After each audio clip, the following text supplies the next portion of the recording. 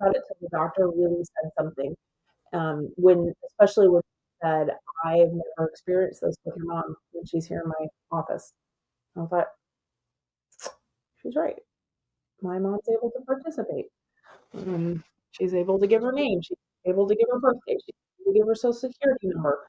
I give my mom every opportunity to answer every question that pertains to her when she can. And or like I said, people ask her a question and she or doesn't hear it or doesn't answer.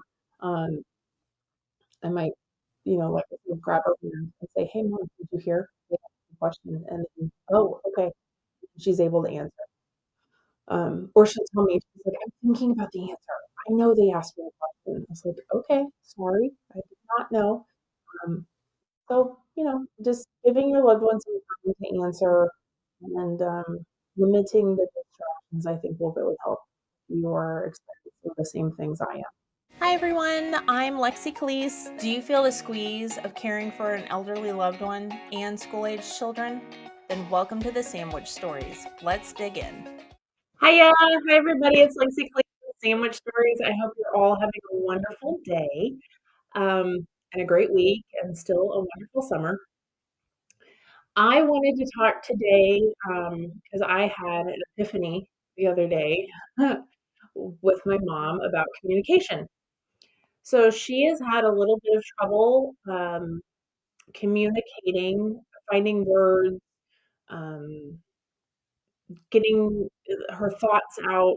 And of course, I thought it was just part of the disease and decline and um, and just the losing ability to communicate coherently all the time. Some days she's spot on and she's great, and it's like, wow, I haven't heard that Peggy in a while. And other times it's a big mess, and I just kind of have to nod and kind of say, okay, well, that's nice, and just kind of play along with her.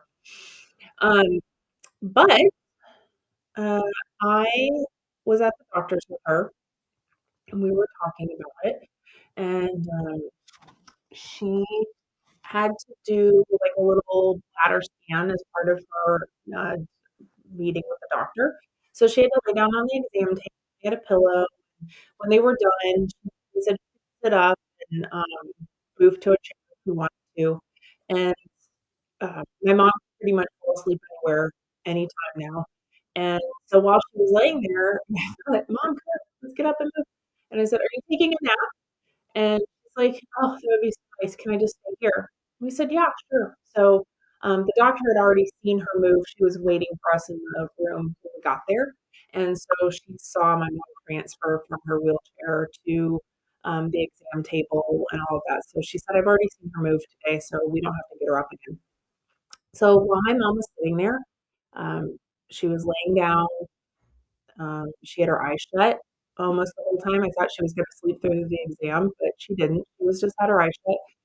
And she was able to answer the doctor's questions, participate, and be very coherent during the whole exam. And I was just really surprised. And I looked at the doctor and because we had said, "Oh, she still has some hard times finding words." My mom said, "It's so frustrating. I can't find the words, but I know what I want to say." And the doctor said, "I never really experienced that when Peggy's here." And then, like I said, while my mom was laying on the exam table, she had her eyes shut and just laying down, and it's just the three of us, so there's not a lot of loud noises. And the doctor said, when she's out in public, she's distracted. There's too many things going on and she can't concentrate. And so she said, that is why I feel that whenever she's here talking to me, I don't see the things that you're seeing out in public. And it hit me like a bolt of lightning. I was like, oh my gosh, she's right. Like the fact that I was surprised that my mom was, quote, on during the exam and I thought, oh, we're just having a really great day today. And we're lucky she can participate with the doctor. No, she just wasn't distracted. And so now I have found that when she's at her assisted living or out in public. Um, if I really have to talk to her, I try to either take her to her room or in her building or activities building, there is a back portion of the room that, or building that is very quiet and not a lot of people go down there. So sometimes if I don't want to take her to the other building where her room is, I will wheel her down there and have her switch into a armchair. Um, and then she and I can talk. And we just, I found that it's easier for her to have conversations with me or with Shelby. We do the same thing when he's there. And but when there are people that come into the area or loud noises happen, I can see her eyes moving around. I can see her losing focus and the conversation changes. She does get confused sometimes. She starts bringing in um, part of the conversation. Oh, if I have something written on my shirt. So I found that whenever I need to talk to her and really get her to focus, I get right in front of her and I say, Mom, I need you to look me in the eyes. And so she really, I make sure she's looking me in the eyes whenever she needs to talk to me. And I say, okay, what do you need to tell me? And she'll start talking, but then I can kind of see her eyes drifting around. Or if I have something written on my shirt, then she'll start reading that and putting whatever's written on my shirt into the conversation. And then she gets distracted and confused, and the conversation doesn't go as well as it should. So I've tried to stop wearing um, things with words on them when I go and visit her. I try to wear just a plain shirt, just like this, or a t-shirt, or whatever it is, but nothing written on it, or not a lot of, if it's graphic tee, then not a lot of pictures on it, those kinds of things.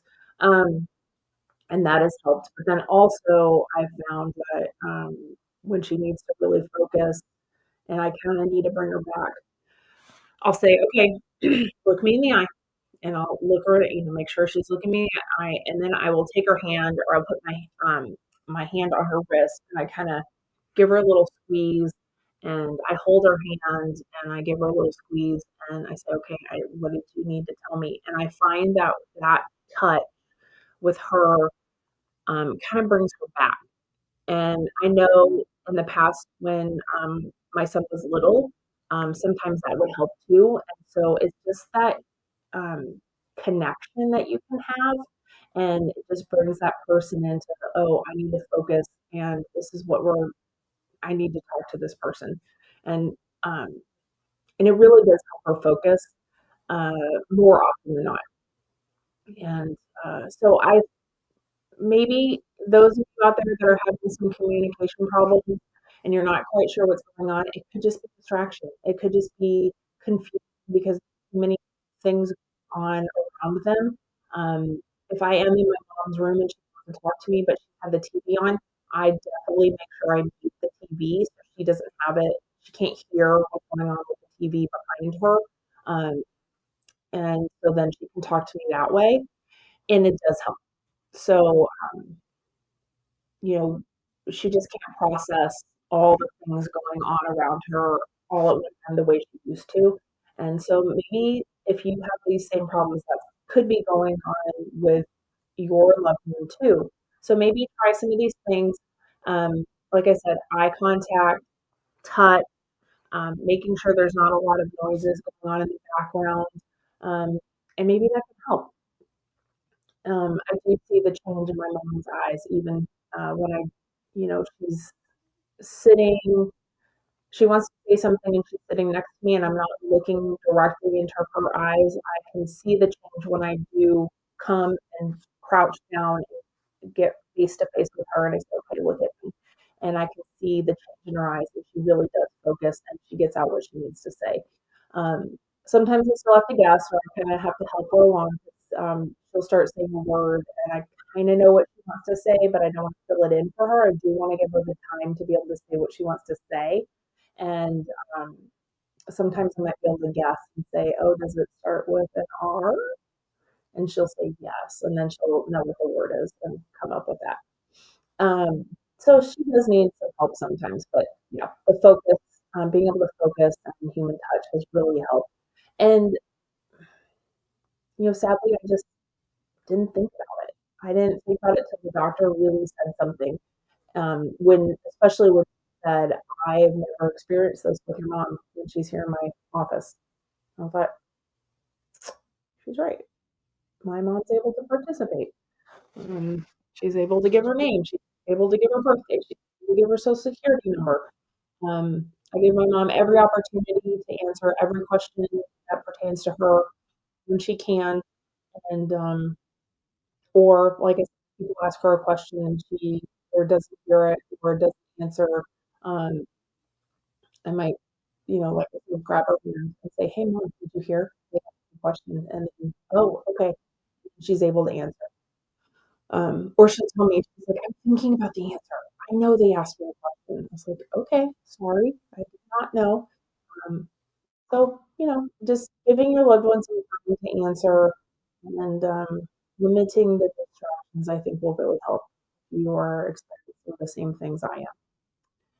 And maybe you'll have some conversations with them that you had it, which is always, yeah. And of course, most of the time, memory is not affected. Most of the time, I'm not saying it's not, but it's in there. So, of course, having them speak about things that happened in the past or get out photo albums, have them. I do that with my son. I said, "Hey, why don't you get out one of those photo albums that she took with Grandpa Charlie and have her tell you about them." So he does that, and it gets her to talk about where they were, what they did, and kind of reminisce a little bit. So we did that not too long ago, and it was really helpful. Um, so yeah, so think about it. Maybe it'll help you out. Definitely has helped me, and so good luck with that. Okay. So I asked a friend today what the song of the week was going to be, and "The Records On" by Corinne Bailey Ray. Um, she said she chose it because it's the vibe. She loves the way she feels when she's got it going. She listened to it this morning, and it's just been stuck in her head, but it makes her feel good throughout the day. And I kind of agree. It's kind of that girl, that kind of feel, and it's just a fun one. So, "Put Your Records On" by Corinne Bailey Ray. Check it out if you haven't, or if you haven't heard it in a while, listen to it again and just have some good vibes, okay? So, listen to your loved ones, make eye contact, and hopefully you'll have some better communications too, okay? All right. I love you guys. Bye. Thank you so much for listening to Sandwich Stories. I really hope you learned some new things and enjoyed it. If you did, tell a friend, tell your mom, tell your sister, tell your dad, tell everybody you know to also listen. Maybe they'll learn some new things, how to help each other out, and find us at Sandwich Stories Podcast. Thanks so much.